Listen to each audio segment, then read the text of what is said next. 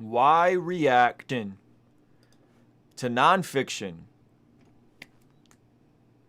Why react and pay attention to fiction when nonfiction is so much more entertaining? We're going to get into this Joe Rogan with a police psychologist video on police culture and this new deputy gang story that just broke. LA County police gang called the Executioners. This is insane. I want to get into it. Let's drop the intro. I don't need nothing else. Every time I'm with you, yo, it's something else. It's a fact, and it's nothing else. Got your hand out, you don't even need a help. Ooh, I don't need nothing else. Every time I'm with you, yo, it's something else. It's a fact, and it's nothing else. Got your hand out, you don't even need a help. Ooh, that's right. I don't need nothing else. That's right. Goodness gracious, we live in some crazy times. So, I watched this Joe Rogan video yesterday. He interviewed Nancy, I believe you said her name is Panza, and she is a police psychologist. I'm going to react to that video. They're talking about how to prevent another George Floyd situation. But in the midst of me looking at this video, another story broke this morning. LA County Police Department in Compton, one of the districts in Compton, has a freaking crazy police gang with matching skull head tattoos.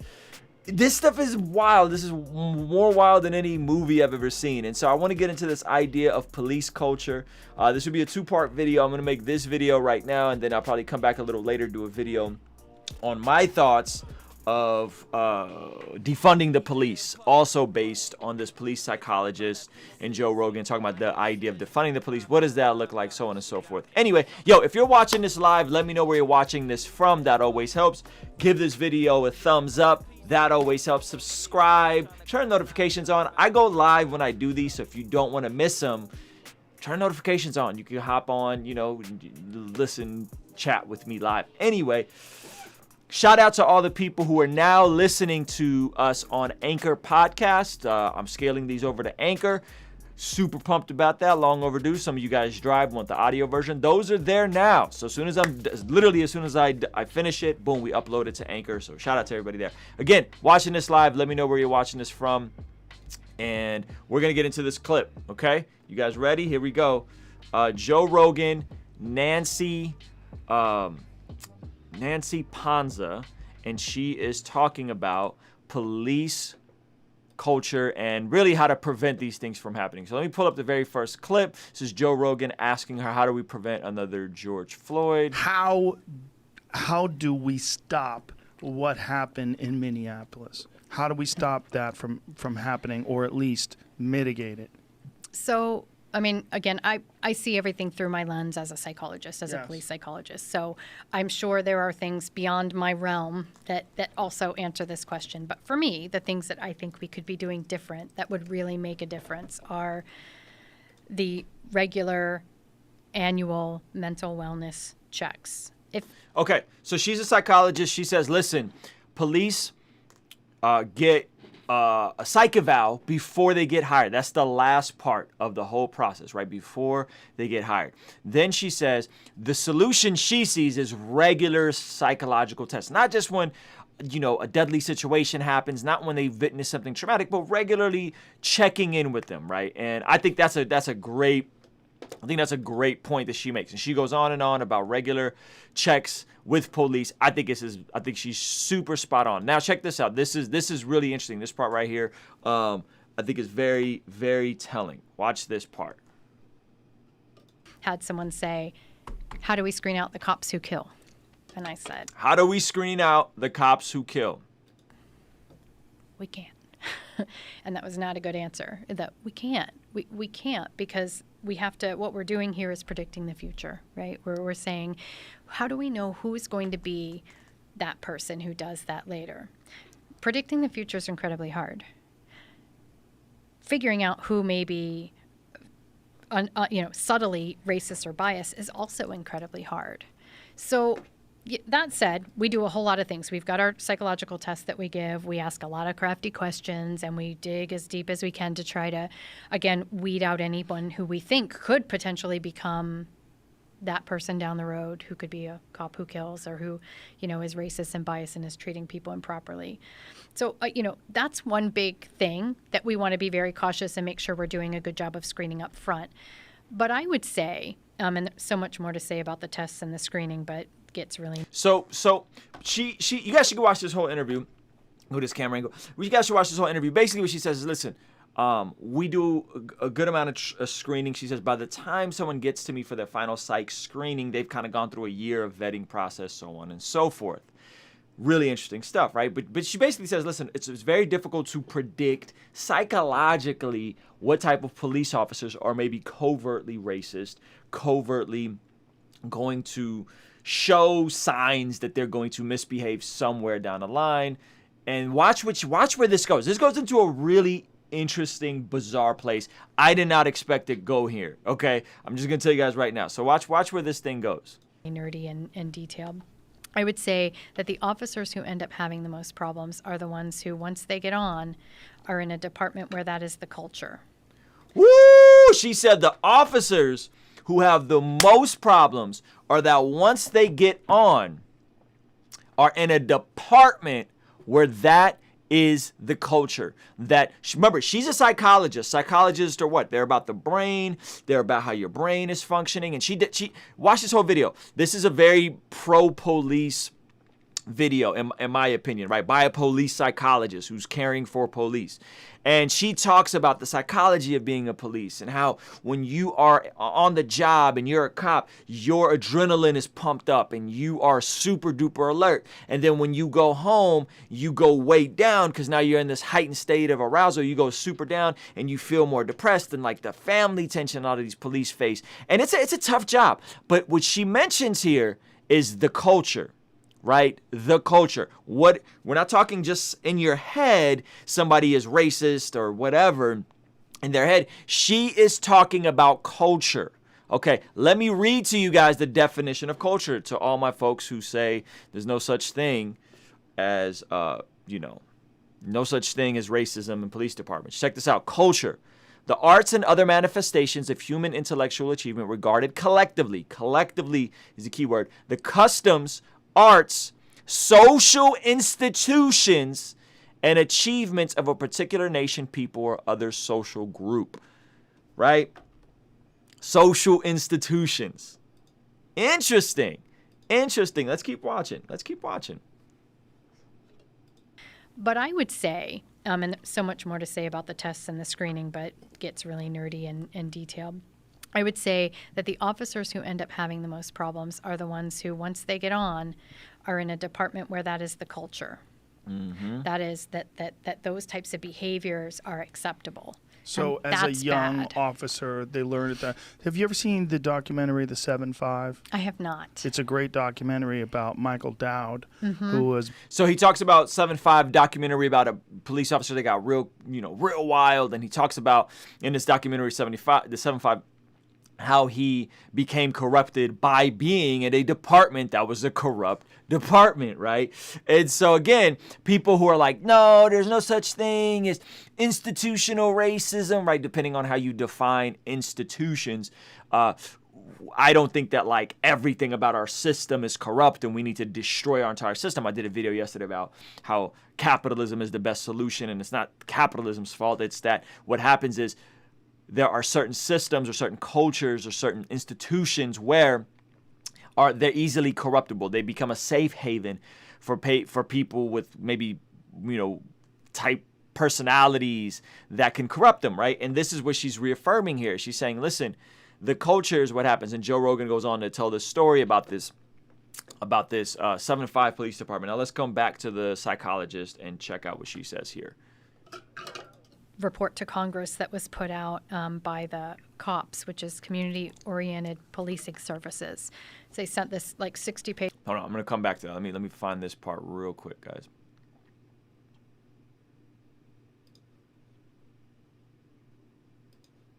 It's beautiful. Yep. It's so cool to see them all march together and they're hugging.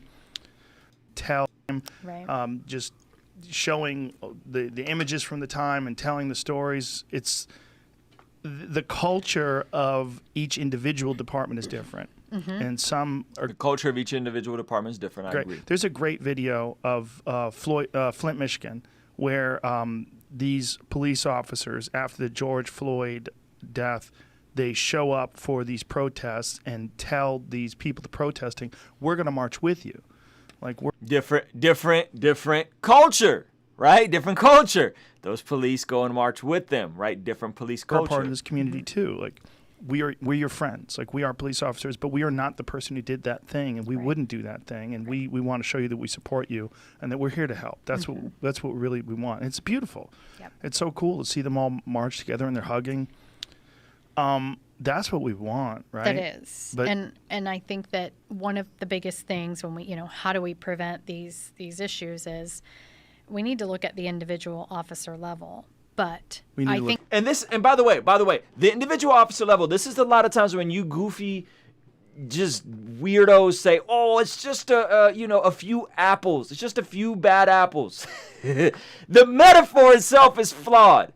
The few bad apples, ruin the whole bunch. Okay, so a few bad apples in a bunch end up corrupting the culture. You get a certain amount of the population that has borderline personality disorder, sociopathic, right? And they have safe havens to be police officers because if they get through the screening process, or say they got through an easier screening process 20 years ago, they can then go in and they can corrupt these police departments. We're going to get to that here in a second of what's happening in Compton, California, right? With this daggone police gang. This is called the Executioners. We'll get there. Let me finish this. This is wild, yo. We live in some wild times. I think that is very limited because I think the racist, angry cop who kills has developed that way over time. And I think one of the pieces is the culture in the department. Is this something that's acceptable? Is there corruption in that department? And so certainly better oversight and tracking is a really important thing, that should happen. But the other piece, and the one that I focus more on from my end, is the wellness. Is this... Okay, so she's talking about wellness, which I think is totally right. Now listen, guys. I'm very disappointed in you if you think this is just about black people being killed by police, okay? That is the overflow and the manifestation of the deeper issues within some of these police cultures, okay? Unchecked, toxic cultures where racist and violent people can thrive. And I'm going to give you guys a real deal example that's happening right now. It just went, the news story is going viral. So this isn't about, more whites are killed by police than blacks. There's only 9 black, blah, blah, blah, blah. That's not what we're talking about. We're talking about culture. Now, when you think of culture, okay, here's the definition of culture. The customs are social institutions and achievements of a particular nation, people, or other social group. I have had the unique position of having friends that are police in the police department, and the way they operate, their mentality, their code of ethics, right? The blue shield. I've had friends, and I have really close friends that are from gang culture and from the south side of Chicago. Like one of my best friends from the south side of Chicago. And you know what's interesting is that a lot of these, not all police, the cultures are actually similar. The cultures are actually similar. That where my friends that grew up in gangs, where they say the whole no snitching thing came from, or so they say, I don't know if it's true, is that we learned that from the police. When we would report the police in the 70s and 80s, no one did anything about it. So to say that this is just about unarmed black men getting killed by police, that is just the worst of it, right? Innocent, unarmed. You have to look at the history of how all this stuff has came together and how it's been glued together by certain communities getting very poor treatment from law enforcement, being over-policed, being brutalized, right? So on and so forth. So let's look at this story. This just broke. This is insane. Okay? This is insane. Deputy gang with matching tattoos rules Compton patrol station. LASD deputy alleges, right? Los Angeles County Sheriff's Department Compton Patrol Station has been permeated, is that right? That's it, right? By a violent deputy gang called the Executioners. What? This is crazy. Now, think about this. Let's just stop and think for a second. Compton, California. Popular rap group came out of Compton by the name of NWA, called NWA with a song called F the Police. And now we're finding out there are violent police gangs from where? Compton. Culture. Right? This stuff is connected. You guys think that, oh, you're just looking at the 9 black people killed by police. And no. We're talking about corrupted cultures. Corrupted cultures in some of these police departments that enable racist, violent, hateful people to be a part of them and to influence them. So let's look at the story. And again, I'm not making this stuff up. Do your own research. This is everywhere right now. This story of the Compton police department, police precinct is all over, right? This is crazy. Like this is straight out of a movie. And some of you guys will look at this and still say, oh, there's nothing wrong with police departments. No. Here is a police department. Here's a whistleblower. Here's a whistleblower getting death threats for actually challenging the police. Crazy. Okay. The filing comes, what stands out in the complaint is that it was filed by an Los Angeles County Sheriff's Department deputy, Art Gonzalez, who worked at the Compton station for 5 years. The filing comes at a Loyola Law School Center for Juvenile Detention, releases a report detailing what it calls a persistent pattern of deputy gangs violating the rights of citizens and engaging in excessive force. This is a cop who blew the whistle on a gang in Compton, California. We're not talking Hickville, Alabama. We're talking about Compton, California. We're talking about up the street from me. Not up the street, up the highway. It's an hour and a half from me. This is stuff is happening right now. Okay, right now, and then you wonder why. Well, why do black people don't like the police, and why did they have a song called After? Who came out of Compton? NWA, Dr. Dre, Ice Cube, Kendrick Lamar. Are they fans of the police? No. Well, maybe there's something to that. Deputy Gonzalez claims that prospective members win admission to the group when they are involved in a shooting, and that they celebrate with inking parties. A recruit gets tattooed with the Executioner logo. A laughing skeleton holding an AK-47 wearing a Nazi-style helmet. Woo-hoo! They're going to frankly kill and injure people that should have never been shot, but for them wanting to join a gang, and that's how you do it. You get into the gang by shooting people. Wow. And this guy, Art, Deputy Art, is now getting death threats and so on and so forth. This is a veteran. Guys, culture in some of these police departments is the issue. And a lot of this culture is a lot similar to gang culture, right? Now, I don't know how we got here. I don't know which came first, the chicken or the egg. Was it really bad policing that led to really bad street gangs because of bad policing, right? Bad culture in policing, going back to the slave patrol that led to what? Street gangs, Bloods and Crips, and all these kinds of things. And then the war on drugs just amplified it, right? I don't know. Or was it really bad gangs that needed to create really bad cultural police? I don't know. It sounds like it was more cultural police that were doing some wild stuff in the 60s, 70s in the way they were treating black people. And then you had these gangs sprout out. But there's a lot of similarities. And again, I stand in this wild intersection where I got friends that were police officers. And I got friends that were gang members. And I tell you, the culture is very similar. The culture is very similar. It's almost impossible for a lot of these police officers to blow the whistle on fellow police officers, right? So all you guys that are like, oh, you're talking about 9 black people who were killed in 2019. What? No, fam, we're not talking about 9. We're talking about police culture. We're talking about a police psychologist who is very pro-police. Go watch the whole Joe Rogan, Nancy Ponsna interview. Very pro-police. Watch it. I learned a lot. And honestly, it gave me way more empathy for the good police that are out there and the type of job they have and how stressful it is, right? But this is a very pro-police podcast. And in it, she acknowledges, listen, these guys don't come in this way. We do a good job of psych evals and making them jump through hoops. It's like a year-long process. But by the time they're in the department and they never have to check in and get mental wellness checks, which is what she's really pushing for, by the time they get there, they stay there for 5, 10, 15 years. And like in the George Floyd situation, what the officer Derek Chauvin, he had like 18, 17 complaints. It was a culture, right? It was a culture of corruption, of violence, of just not dope stuff, right? And so I think that is where we have to look at it. Let me play you this. So when we start talking about solutions, what are the solutions? What are the solutions? What are the solutions? I'm going to give you guys some solutions, and I'm going to do a video later after this. This is going to be a 2-part video. I'm trying to keep these more short about what my opinion is on defunding the police, right? This is pulled from the same interview, a different part. I just don't want to go long on these. So check this out. Report to Congress, March of 2019. And described in detail, all the things that we should be doing to pay attention to officer wellness. One of which was we seem to think that some regular checkups would probably help, but the problem is... Okay, so they're saying 2019, they sent something to Congress saying this is what we should be doing.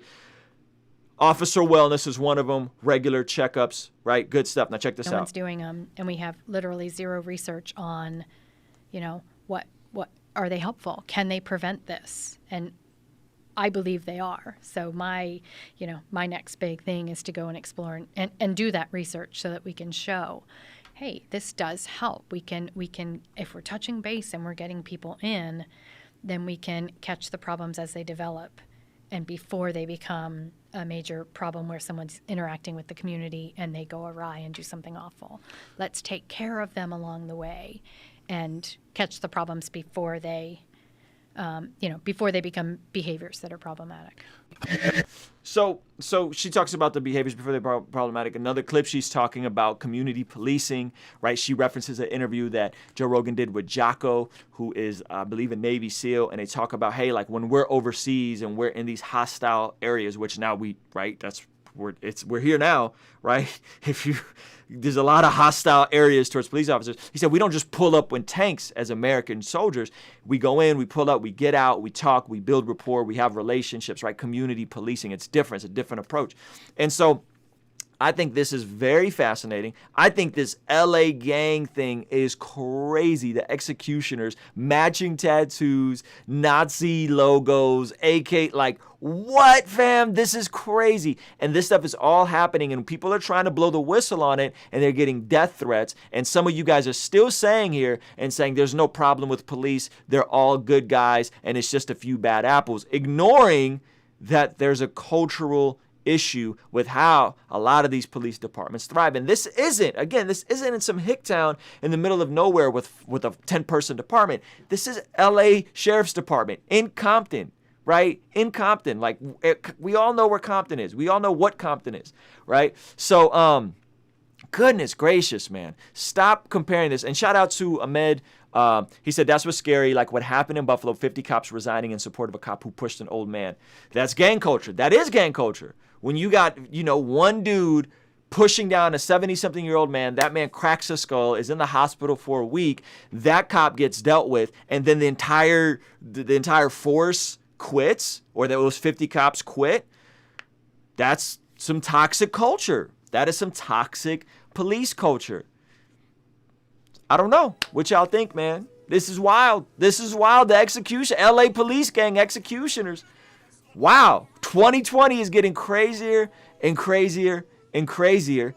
And goodness gracious, man. Check that out. Google that. Do your research. Watch that whole Joe Rogan interview. I'm going to do a part 2 on this with my specific views on defunding the police. And what I think about that. Somebody asked me yesterday. I'm going to just do a whole video on that, inspired by something that, one of their clips. And so, give this video a quick thumbs up. Appreciate y'all watching this. I'm going to come back to part 2 of this here shortly.